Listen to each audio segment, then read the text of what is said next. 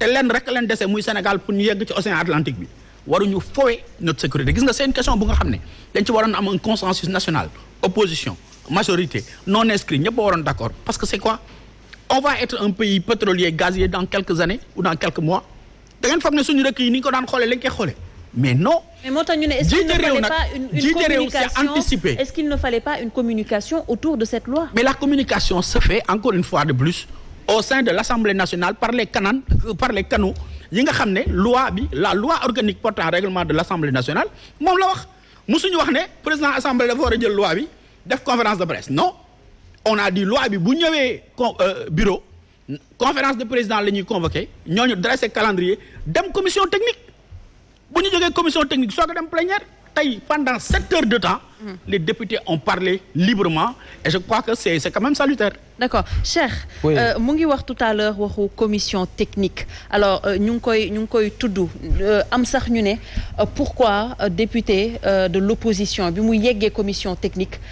peut-être soulever wuñu cette question alors loolu tamit comment l'expliquer parce que ñu bari dañoo jàpp ne que ils sont dans la manipulation est-ce qu'on peut en dire autant. oui mais xam nga loi moom assemblée mooy togg loi loolu mooy njëriñu assemblée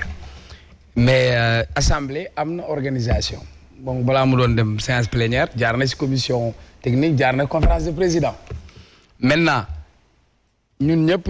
sénégalais yi tax ñuy voter loi bi démb la ñuy doog a dégg waxu loi bi mu 2007 ak 2016 ak 2021 ci am et su ñuy wax loi dafa am l'esprit et la lettre parce que la question du terrorisme Sénégal zone bi mu nekk xam nañ enjeu yi munoo nekk ci pétrole di fooye nag almet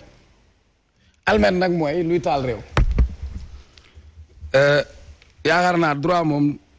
binduñu ko ci chinois binduñu ko ci dara ci suñuy kàllaamay lañ ko bind te ñu koy bind gën ñu jàng mais d'abord ñaawlu taxawaay ministre de la justice pour man c'est une catastrophe judiciaire man c'est assez mon opinion parce que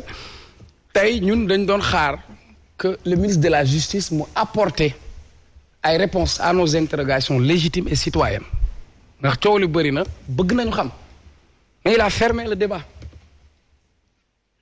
benn tontu la fi tontu mooy député bu bokk ci majorité mu ne le reste c'est des commentaires mu dem yamu ci moo xam ban langage la utiliser mais comme ministre la am na gëdd ak cër bu ñu doon xaar ci moom mais man bettuma parce que moom depuis le début ay bourde rek lay def et tant que ñu ngi am le même système où un ministre de la justice dépend d'un parti ou un procureur dépend du ministre de la justice góom boobu rek la ñuy am beneen bi assemblée aussi bi ñuy am bi Zator nekkoon nag bi Doudou Wade nekkoon nag bi Lamine Gueye nekkoon même système électoral mooy am raw gàddu et tant qu'on aura ça on aura une majorité qui va dicter sa loi comme Abdou Diouf tenait à le dire maintenant revenons au texte président je crois que ñun li waral coow li du dara lu dul liñ ci gis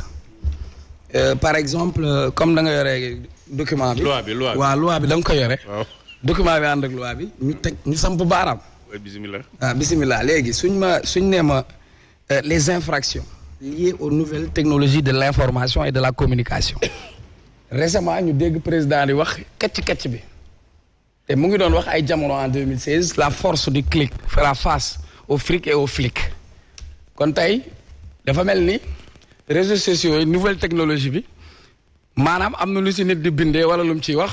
ñu jàppee le terroriste ci réew moo xam ni Sayer Kébé un jeune bindoon na benn commentaire Facebook ça lui a valu 4 ans de prison ñu traité ko de terroriste relaxé ko ba tey fan la mujj xel mu wëlbatiku ñu demaat président nga tegaatal ma foofu sa baaram nga leeral ma comme ministre mënuñu ko woon leeralal du dëgg ñu bindal ma fii les destructions dégradations et dommages visés aux articles 406 409 du présent code les dégradations des biens appartenant à l'État ou intéressant la chose publique l'association de malfaiteurs Khalifa après ñu ngi woon université parfois ñun ñu soxla bourse wala dara ñu dem toj benn pot de fleur fii yow étudiants yi fi jaar ñëpp dem nañ front dégradation des biens publics de l'État bu fekkee loolu am na kon est-ce que dañuy traiter nit ñi de terroristes nañu waxtaan dañ ne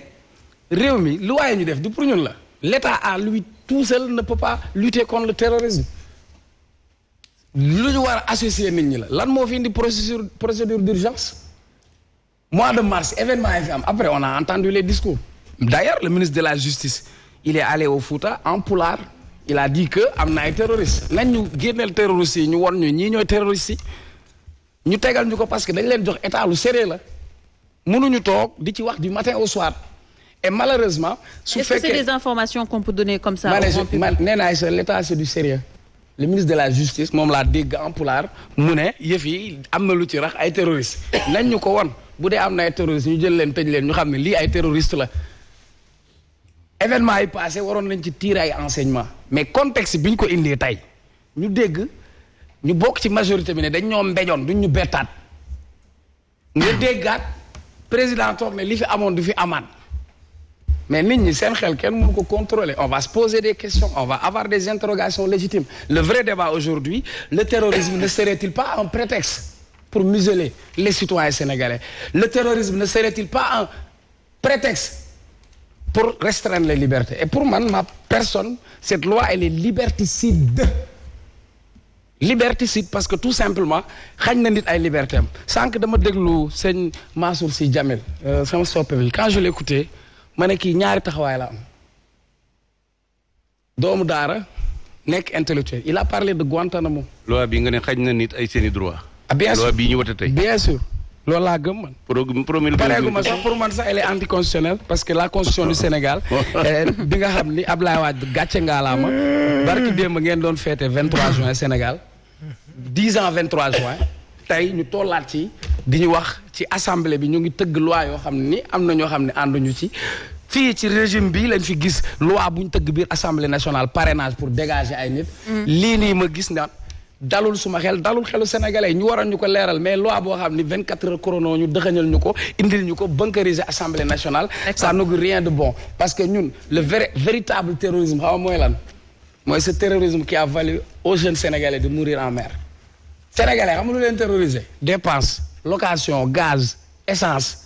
terrorisme foncier bi am daggatee suñu suuf si terrorisme aquatique et maritime bi am jël suñu ay accord de pêche loolu mooy suñu ay question mais mënuñu jël di mbubboo terrorisme pour régler wala ay règlement de compte politique parce que man saa ñu fi indi ab loi wala ñu indi fii ak modification constitutionnelle on peut parler de cette loi. de cette loi franchement moo gën quoi. mais heureusement que dans la loi c'est une question d'interprétation vous avez votre interprétation moi aussi j'ai la mienne. vous avez votre interprétation moi j'ai la mienne. la mienne me dit que cette loi elle est liberticide. cette loi fi mu jëm li ma la interroger loolu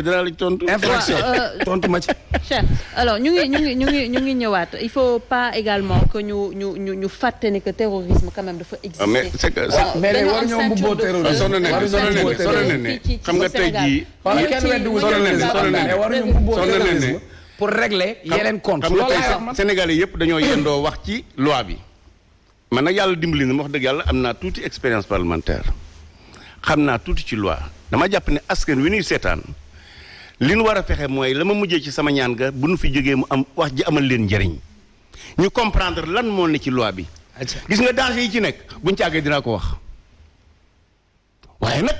liñ ko jiiñ ne loi liberticide la kon depuis 2007 ñu ngi ci loi liberticide nañ ma wax ban loi ban liberté la xañ Sénégalais yi xam nga man gis nga ne dama la sànq ci départ ba ne la diggante dëgg ak saban ba aw ma ci fa ma cay seet fa ma cay bokk xam naa ko je n'hésite pas xam nga Yonent bi sallallahu alayhi wa sallam dafa dénkoon am sàq Abu Hurayrata mu di ko wattuloo muy def bu jant soo rek mu nelaw benn bis Iblis feeñu ko ne ko man de mu ne ko Iblis feeñu ko ne ko boo bañatee nelaw booy tëddati na nga jàng boo ñëwatee na nga tëdd na nga jàng ayatul kursi yu Abu Hurayrata dem nettali ko Yonent bi sallallahu alayhi wa sallam ne ko Iblis dama ko gis ci gént mu ne ma boo bañatee nelaw del jàng ayatul kursi yi Yonent bi ni ko wax na dëgg man booba laa xam ne Iblis sax mën naa wax dëgg gis nga ki ma gën a kontaan ci réew mi su nekk ci dëgg ma ànd ci ak moom. d'accord leer na président alors ma ñëw ci Babacar ñu ngi wax waxu loi génnoon nañ peut-être xam naa dinañ ci ñëwaat ci 23 juin mais dafa am également beneen fait mu di un discours violent bu ñuy gis autant ci côté opposition autant ci côté pouvoir alors suñ doon analyser ce discours boo xamante ne peut-être am na ñuy jàpp ne que tàmmoon nañ ko gis ñiy jàpp ne que c'est un fait nouveau comment l'analyser. waaw jërëjëf Néné ma dellusiwaat nuyu ñi ma bokkal plateau bi nuyu particulièrement ñi nga xam ne yàlla def na xamoon naa leen avant may ñëw ci plateau bi sama mag Moustapha Diakhaté mu nekk koo xam ne am na lu bari loo xam ne ànd nañ ko def ko ci wàllu li jëm ci jëmale réew mi kanam ma naw ko ci ay principe am ak ay valeur am teg ci Cheikh Oumar man xàmmewu ma ko woon sax dinaa koy seetaan rek parfois muy def chronique mais comme université moom yàlla dafa def ma am fa nattu xaw fa durer trop génération étudiants yu bëri dañuy défiler mais ça me fait toujours plaisir bu ma ci gisee koo xam ne man xàmmewu ma ko sax mu am reconnaissance ne ma daan naa ñëw ci yow même bu fekkee ni li ñu doon def suñu liggéey la. mais parce que état taxawu woon nga ma ci jamono boobu je tenais à le dire publiquement et que buñ la gisee sa profil ça veut dire que xam-xam moo leen fa teg et puis loolu jamono bu yàgg la mënoon naa ko bañ a wax mais c'est pour dire que gestes yi nga doon def mu gis ko mu jëm ci man jëm ci ñeneen loolu la ñuy xaar aussi. je tenais à le dire publiquement jërëjëf parce que mënoon na am aussi doo ko wax mais c'est encourageant dinañu gën a ñaax. ñu gën a continuer ci yoon boobu ma jeexal ci. Sanoussi moom it foofu la ñu xamante mu nekk ko am pas-pas ci réew mi moment boobu mi ngi animé benn journal bu tuddoon Lux Mealex maa ngi moom ñu ciy liggéey bu ñëwaan biir université man bokk naa ci ñi ngi ko doon jàppale parce que boobu da doon def promotion valeurs yi promotion Cheikh Anta Diop pour étudiants yi xam siigul université Lux Mealex donc moom ku yàgg a liggéey la ci pour Sénégal jëm kanam alors bu loolu weesoo ci côté violence bi lu ñu seetlu la et lu inquiétant la parce que violence dafa nekk loo xam ne bu ñu jóg di dem te defuñu dara day gën a yokk te bu yokkee am na niveau boo xam ne bu fa tollee pratiquement day exploser éclater gis nga université Sénégal yi nga xam ne moom laa gën a xam di fa liggéey rawatina Cheikh Anta Diop violence yu fay mujjee am damay wax ni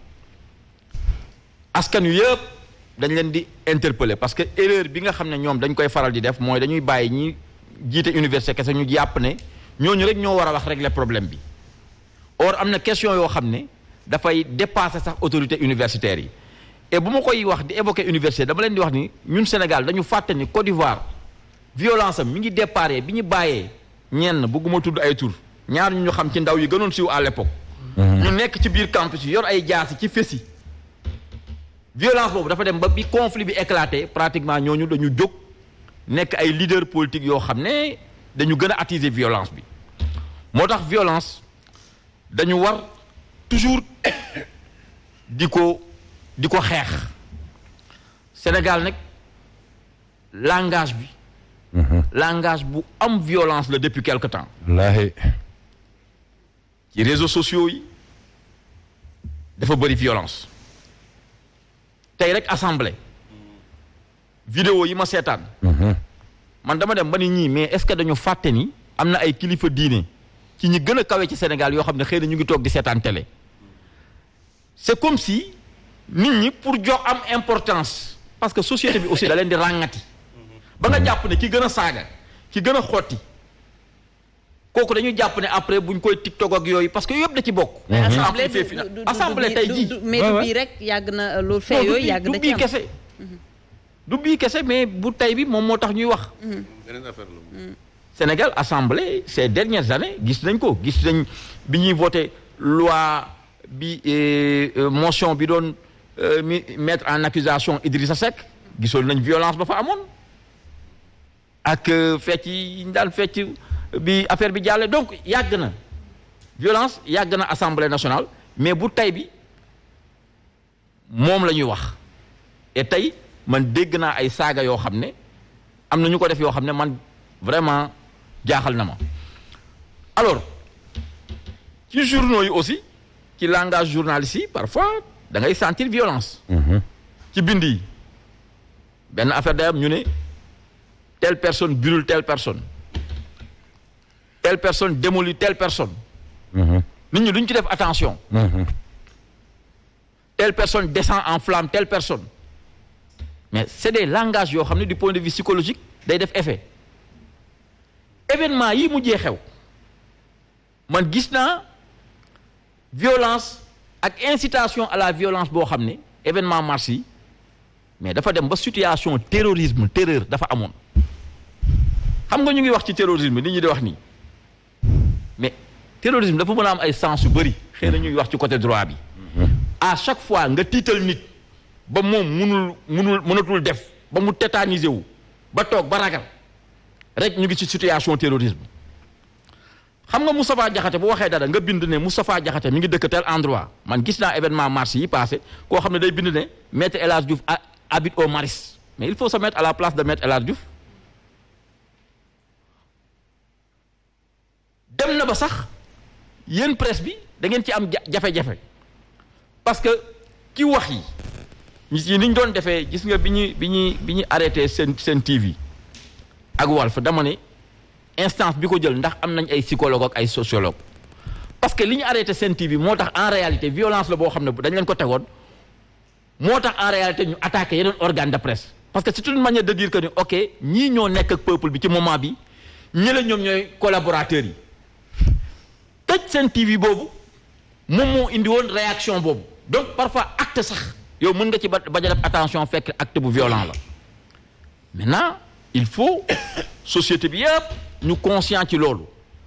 jàpp ne war nañ mën a régler suñuy problème fii ci Sénégal sans pour autant muy am usage violence comme ni ñu ko defee tey ci contre journalistes yi parce que comme ni ko Moustapha waxee maa ngi koy dëgg démocratie moom pour mu sax ci réew ñaar yi il faut ñu dëgër mooy presse ak justice donte d'accord ak ñoom d'accord ak presse bi ligne éditoriale am da nga war a def le maximum possible ba mu exercer librement son travail. D'accord. bu dee aussi ki ñiy àtte donte d'accord ak ñoom la benn magistrat bu mag doon wax Senghor ne ko même nos erreurs s'appliquent à vous donte d'accord ak moom ci justice bi da nga ko war a protéger ba moom mu mën a rendre justice gis nañ nag ne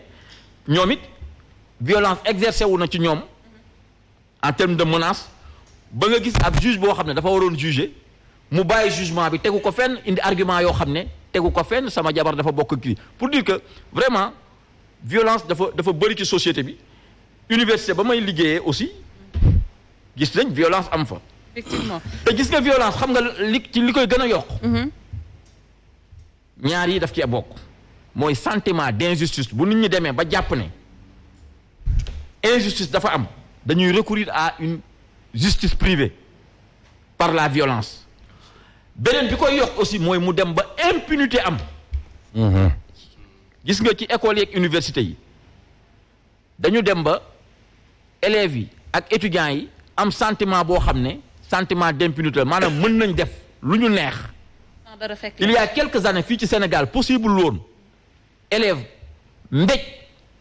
professeur am ca Kébémer ñu toog ba heure bi di laam-laame ndax dañ ko war a sanctionner ou pas mu am ñoo xam ne ay parents lañ di def ay intervention pour ñu bañ a sanctionner élève boobu il y a quelques années ci université yi possible woon ab étudiant ñëw. Et le ministre qui ne s'est jamais prononcé sur la question. Ministériel. Le ministre qui n'a jamais condamné l'acte de violence sur les enseignants. Mais daf ko war a condamner. Mais il l'a jamais fait. bu ko deful. Il n'en a même pas parlé. Il l'a jamais fait. Non seulement daf ko. loolu nag mooy violence institutionnelle boobu te loolu Khalifa dans ton discours da nga ko fàtte. Non mais c'est ouais. Non violence institutionnelle moom baaxul. Franchement parce que violence aussi. booy wax bu may wax sentiment d'injustice wala sentiment d'impunité. ci loolu nga ko dugal. ñu ngi jóge ci ñi gën a kawe. ki ñu jiite. ñoom ñooy reflet bi. terewul aussi wax naa ko yàggul dara ci benn émission ci violence université yi ak lycée yi corps enseignant yi administration pédagogique lycée yi ak administration université yi soxlawuñu état pour régler ko xam nga lu tax amul benn lycée wala université booy dem te amul règlement intérieur boo xam ne am na commission discipline bu jox doole professeurs yi yoo xam ne mën nañ jël sanction jusqu'à l'exclusion te état bi du ci mën dara yoonam du ci nekk. c'est pourquoi ci côté boobu. ils n'ont pas besoin de faire appel à l'état moom philosophe la na fàttali ko le Platon doon wax ci 4e siècle avant Jésus-Christ citation bu mag boobu. Lorsque les pères s'habituent à laisser faire les fils. Ouais. Lorsque les enfants ne tiennent plus compte de leurs paroles. Lorsque les maîtres tremblent devant les élèves et préfèrent les flatter.